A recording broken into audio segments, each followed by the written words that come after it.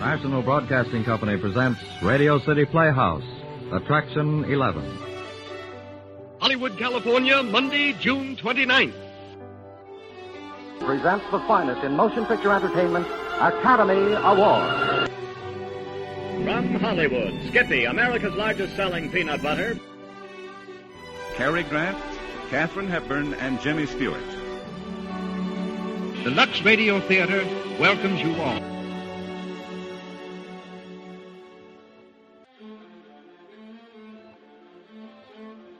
Hello everyone, and welcome to Drama and Theater, brought to you by Dwayne Old Time Radio. Before we get to today's drama, if you enjoy what I'm doing, let me ask you to subscribe to my channel. Subscribing is 100% free, and you will receive notifications on new posts. Lastly, if you have a moment, write a short 1 or 2 sentence review or give a rating on your preferred podcast service. A positive review or rating would help me out a lot. And now, on to the show. Oh yeah, and thanks for your support. I really do appreciate it. Hollywood Star Playhouse is today's series with their 39th episode titled Statement in Full, which aired January 15th, 1951. Now, Miss Joan Crawford on the Bromo Seltzer Hollywood Star Playhouse.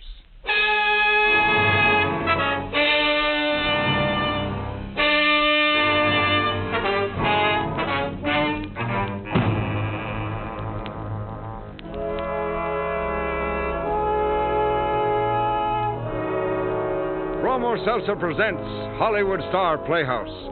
Tales of suspense, thrills, adventure by Hollywood's finest writers with Hollywood's top stars. This program is transcribed and is brought to you by Bromo Seltzer, the fast, effective headache help which reminds you to... Fight headache 3 ways. Bromo Seltzer, Bromo Seltzer, Bromo Seltzer, Bromo.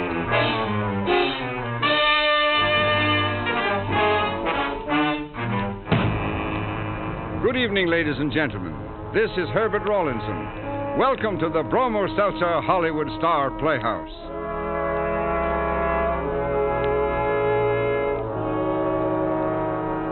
If you could get away with murder, would you? Or is there something higher than man-made laws which would hold you back? Something called conscience? Consider this well as Miss Joan Crawford creates for you the poignant role of June Cordell in Statement in Full.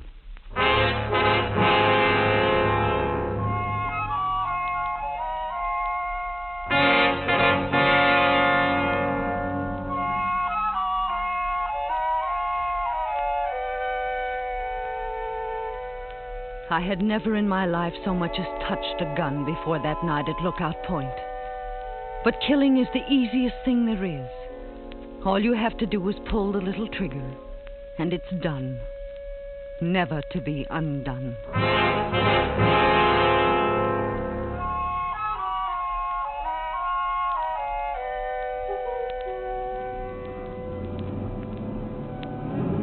I suppose it was altogether fitting that it should have happened at Lookout Point. It was there, with the lights of the city so far below and the lights of the universe so close above, that Bob had first taken me into his arms and said he loved me. How long ago was that? Too long.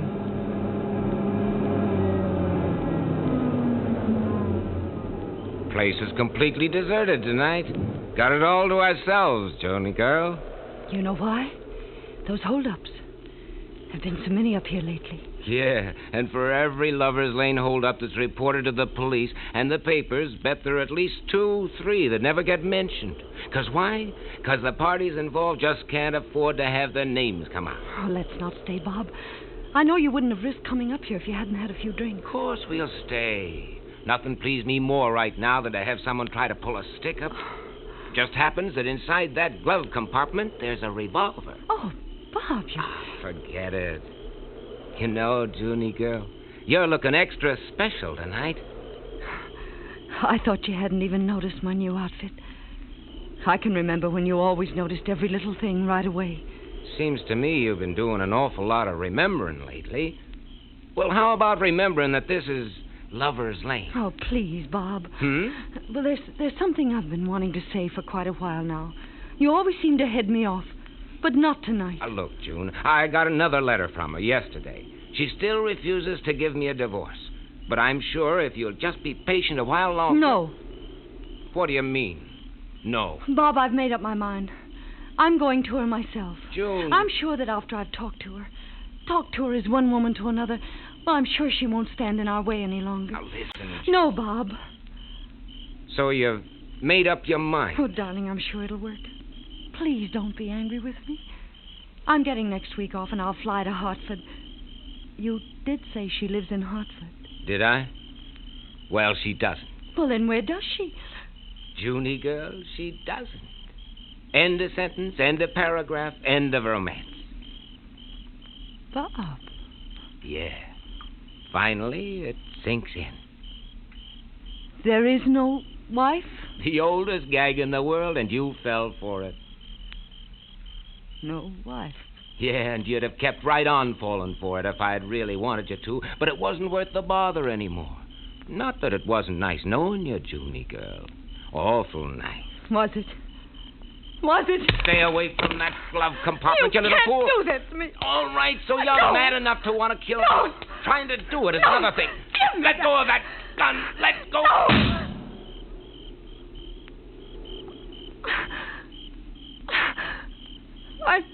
I did it.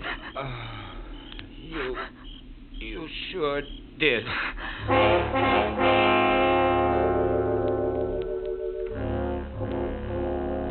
He lay slumped over, his head on my shoulder. For a long time, I just sat there, unable to move, unable to think. Sat there with that head on my shoulder. Yes, even without looking at him, I knew he was dead. This man without a wife in Hartford or anywhere else. Dead. Eternally dead. Well, there's nothing to do about it now. Sooner or later, someone was bound to come and they'd call the police and... Police? But there was nothing I could do about it now. Or was there?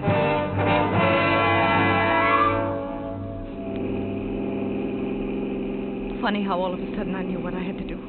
As if I'd been thinking of it all the time. I had to scuff up the gravel beside the door on the driver's side of the car as if there'd been a struggle with someone. And I had to get rid of the gun. The reservoir was as good a place as any. And above all, I had to go on living as innocently as if I had never pulled the trigger.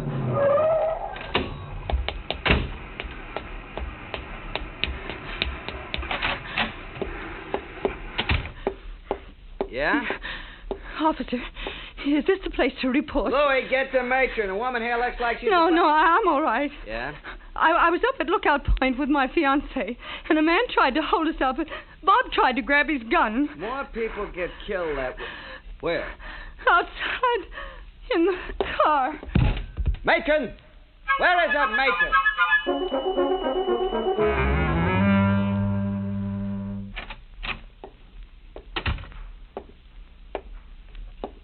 Sorry to disturb you, Miss Cordell. Yes, who? Inspector Price, homicide. Oh. I've got to ask you a few questions. Yes, of course. Sit down, Inspector. What time is it? The night after. That's why I couldn't wait any longer. I understand. Please feel free to ask me anything. Thank you. What we need, first of all, is a description of the killer. As full a description as... What's the matter? I'm afraid I can't be very helpful. I mean, it was over so fast, and the way it happened... You must have some idea of what the killer looked like. Well, Tall, short, fat, slim, light, dark. He was medium height and build, and dark. Mm-hmm. There wasn't much of a moon, you see, and, well, he came around to the other side of the car, Bob's side. He said something like, "This is a stick-up. Don't try any tricks. You, mister, get out." It was something like that. What kind of voice? Well, it was rather low. Low register or low volume? Did he speak with an accent or maybe a drawl? Well, I can't be sure. But you must be sure of something. Oh, what do you want me to do? Make up a description? Don't you think I'm as anxious as you are to see the man who killed Bob? But it wouldn't help any to describe the wrong man. No, it wouldn't. Well, maybe it'll come to you later. Yes. If it does, I'll call you right away. Thanks. Oh, Miss Cordell. Yes. Curious thing about the bullet that killed Bob Morgan. Curious? Happens to be a .32-20. I'm afraid that doesn't mean a thing to me. Don't run into many .32-20s, which makes it that much more curious that Bob Morgan should own one. Bob had a gun? He never mentioned it to me. Then you wouldn't know. Know what? Why we can't find Morgan's revolver. Oh, maybe he got rid of it a long time ago. Miss Cordell, he took out his permit for that gun last month. I see. I'm sorry, but I can't help you about the gun either, Inspector. Well, one more thing. Oh, please. I'm sorry. What is it? How long had you two been engaged? Almost a year. A year next Tuesday. No wedding date, though. Huh? We were keeping it a secret. But it was set for next Tuesday. I'd already arranged to have next week off. Now will you please go? Hope you feel better, Miss Cordell. I can see how much my questions have upset you.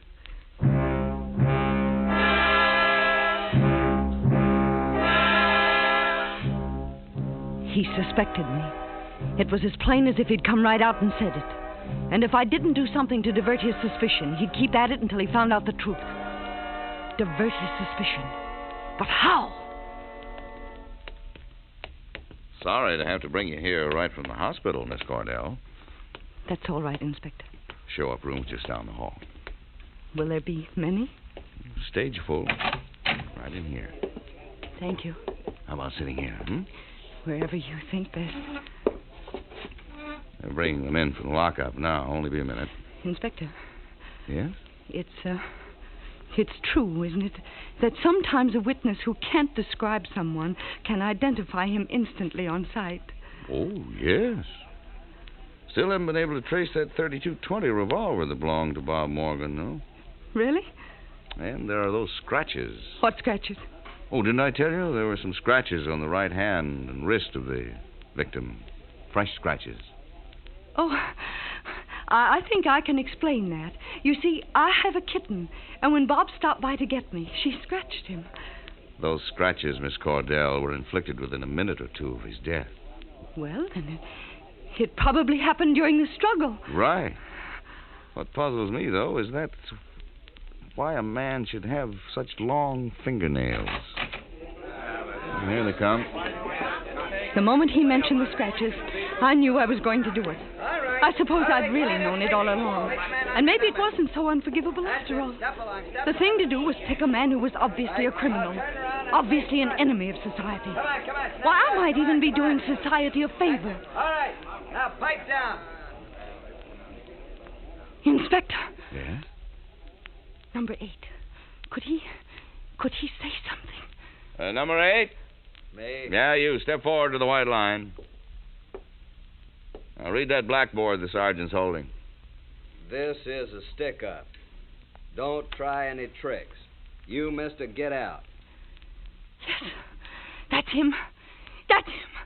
That's the man who murdered Bob!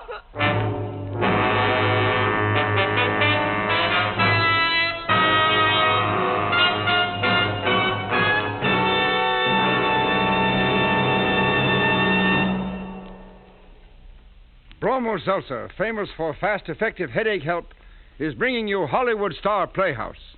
Tonight, starring Miss Joan Crawford in Statement in Full. I take 3 ways. Bromo Seltzer, Bromo Seltzer, Bromo Seltzer, Bromo Seltzer.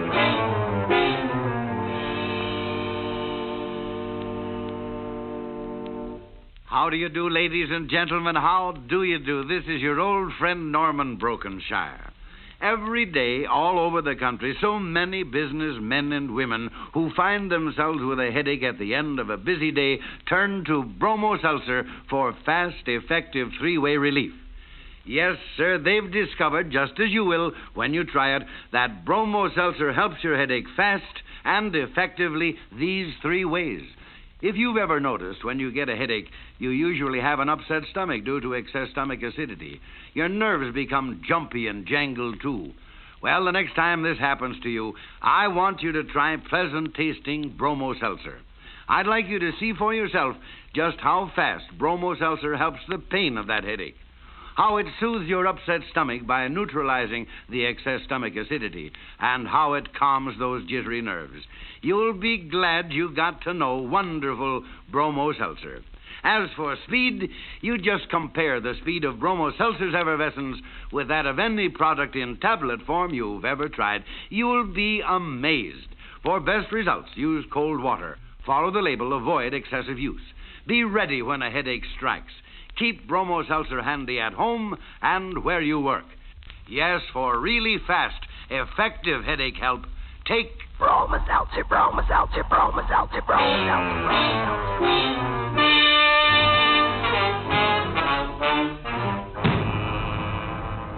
And now, Act 2 of Statement in Full, starring Miss Joan Crawford.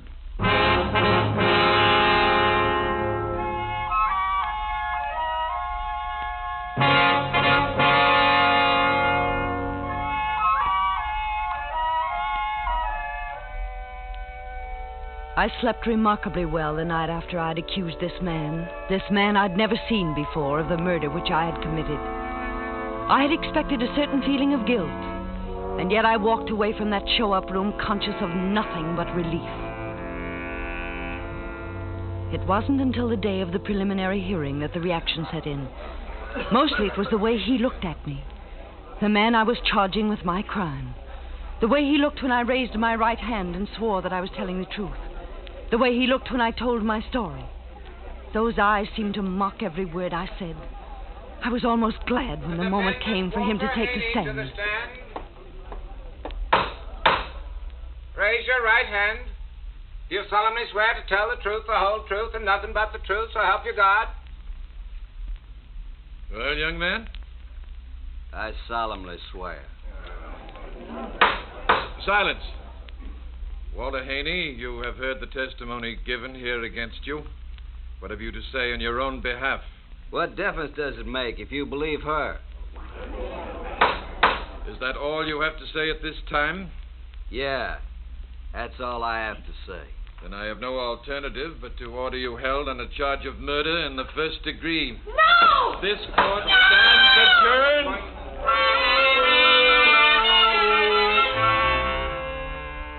The woman who cried out was sitting alone far back in the courtroom. I realized now that I'd been aware of her all the time. I'd been watching her even. Why? There was nothing different about her except, well, a sort of tension. Otherwise, she might have been just another of those plain, nondescript, graying women who seemed drawn to courtrooms by nothing more than morbid curiosity. But that cry of hers, I couldn't get it out of my mind. By 10 o'clock that night, I was feeling so jittery that I practically jumped when the doorbell rang. Even before I opened the door, I knew who it was going to be. May I come in? Who are you? Don't you really know? Only that you're the woman who... Well, in court this afternoon, you... Yes, come in. Would you like to have me take your hat and coat? Don't bother. Will you sit down? Thank you. Who are you, anyway? What if I were to tell you that I'm his mother? Whose mother? Please, Miss Cordell. Why did you come here? Put yourself in my place. Would you sit in your room and try not to think? Or would you seek out the person who... Who what? This afternoon in court, you were so positive. Yes, you said.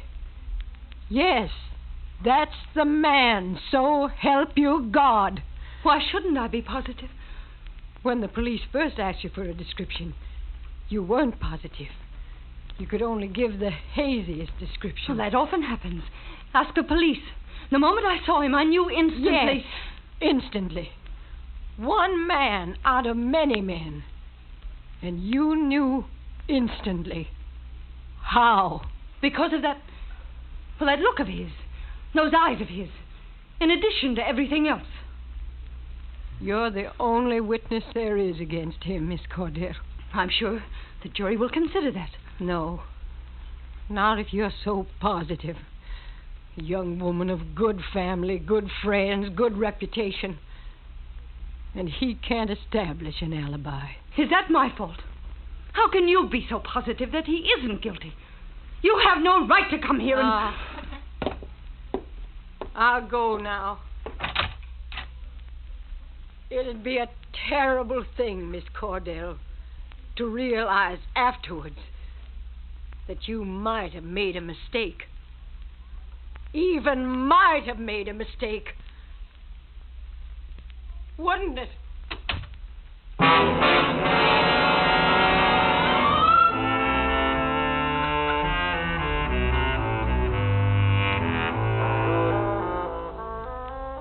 I dreamt that night that I was at Lookout Point again. And everything repeated itself. Just as it had happened that night, except for one thing. Just as I pulled the trigger, I caught sight of somebody watching. It was the woman. And she looked at me sadly and said, "And for this they'll execute my son."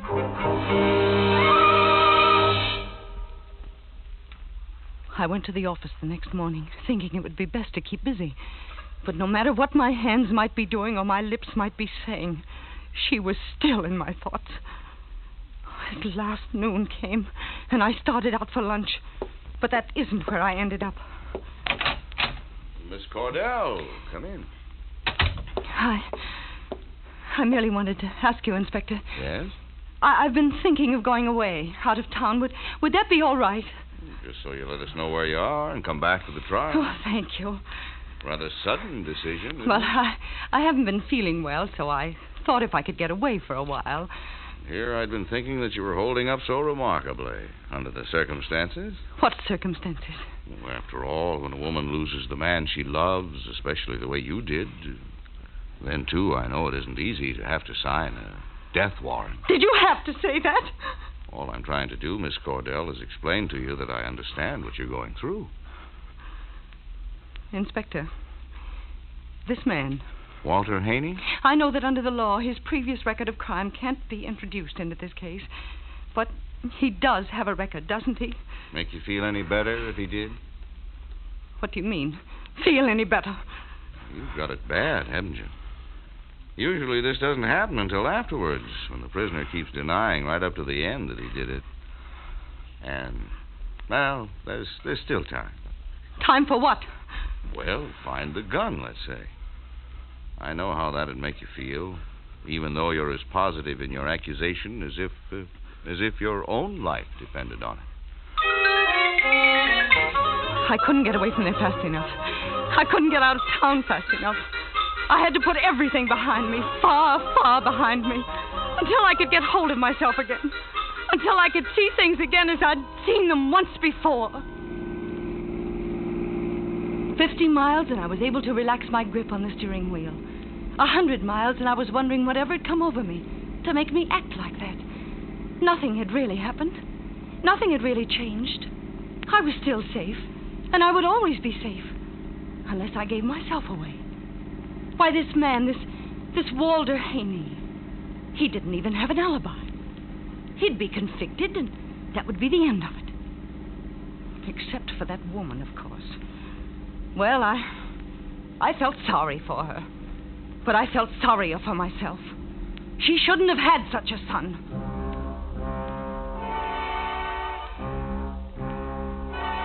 Oh, I was so sure of myself again. But not for long. For everywhere I went in the days that followed, I kept seeing that woman's face. At first, I thought it was an illusion. But no, I saw her. She even touched me while I was shopping in a department store. I saw her through the window of a restaurant while I was eating, and at a crowded intersection while I was waiting for the signal to change. And though I fled from one city to another, from one state to another, it happened again and again and again.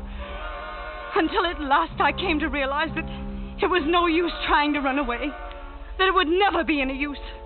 That unless I told the truth, gave myself up, I would always be haunted, tormented by the face of that woman.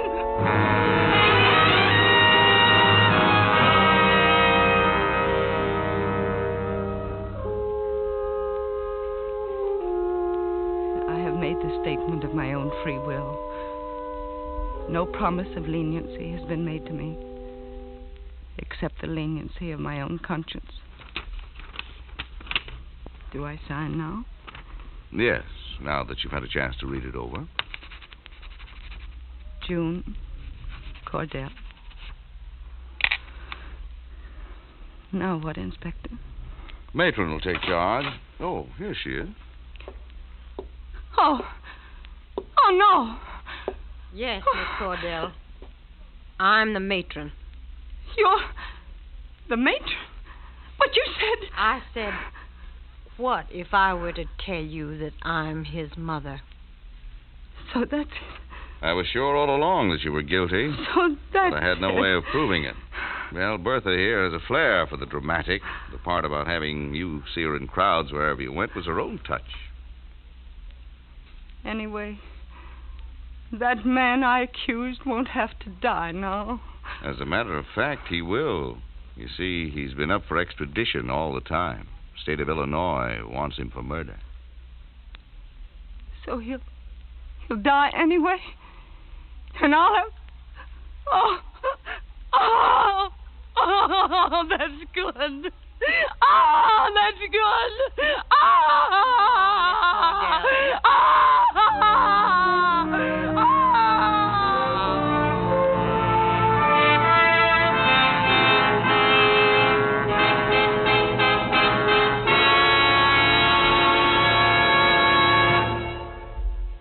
Thank you, Joan. That was a tremendous performance. Herb, I love doing it. And may I say thanks to all the rest of the cast. Donald Woods, Harry Bartell, John McIntire, Paul McVey, and Jeanette Nolan. Thanks again, Joan. In just a moment, I'm going to introduce Dick Haymes, the star of next week's play. Now, here is Norman Brokenshire. Thank you, Herb. An exciting story. Say there, neighbor, if this has been an exceptionally trying day for you and you've ended up with an annoying headache, get fast, effective, three-way relief with Bromo Seltzer. It's amazing how fast Bromo Seltzer works in helping your headache all three ways. These three ways. When you have a headache, your stomach is usually upset due to excess stomach acidity. Naturally, your nerves become jittery and jumpy. Well, Bromo Seltzer goes right to work relieving the pain of that headache. Bromo Seltzer neutralizes that excess stomach acidity, soothing the upset stomach, and it calms those jittery, jangled nerves. Wonderful? Ah, you bet it is. To really appreciate what a great headache product Bromo Seltzer is, try it on this guarantee. You must be satisfied or your money back. You'll like it all right. And you'll like the pleasant, refreshing taste of Bromo Seltzer. As for speed, just compare the speed of Bromo Seltzer's effervescence with that of any product in tablet form you've ever tried. You'll be amazed. Keep Bromo Seltzer handy at all times. Be prepared to... Headache 3 ways. Bromo Seltzer, Bromo Seltzer, Bromo Seltzer, Bromo Seltzer.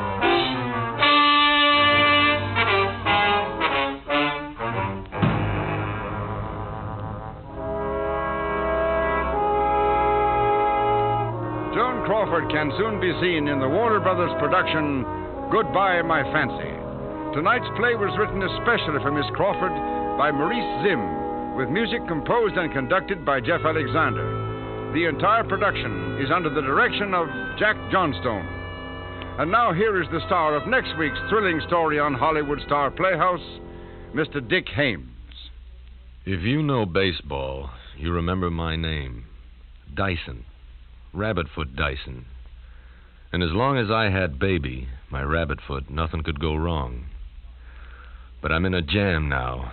I'm a killer and they're closing in on me. And Baby, I can't find Baby. Then it's Rabbitfoot next week, and it sounds like a honey. Thanks, Dick. On tonight's program, all characters and incidents were fictitious. Any similarity to actual characters or incidents is purely coincidental. This program was transcribed. And now this is Herbert Rawlinson saying good night for all of us here on the Hollywood Star Playhouse, and for Bromo Seltzer, the fast, effective headache help in the familiar blue bottle.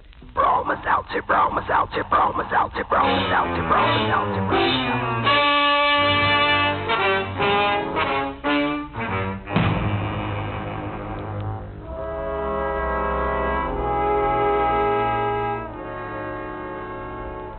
This is CBS, the Columbia Broadcasting System.